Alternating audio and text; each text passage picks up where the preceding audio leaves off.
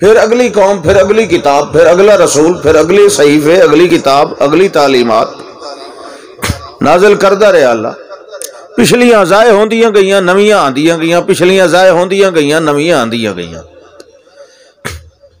हत्ता कि अज उन्होंने सही तादाद जानता ही कोई नहीं, जबकि अल्लाह का दावा है मैं हर रसूल नूं किताब दी।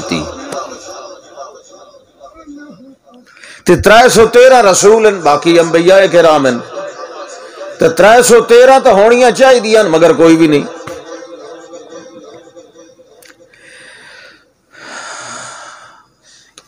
सब नालों ज्यादा पढ़ी गई है किताब ते तौरात पढ़ी गई है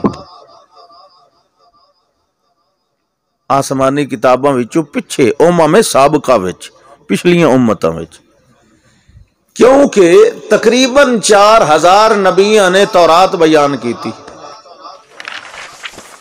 या कौम बेहन नबीयून, 4000 नबियां ने अपना निसाब रखिया ते इसे तौरात नूं रखिया।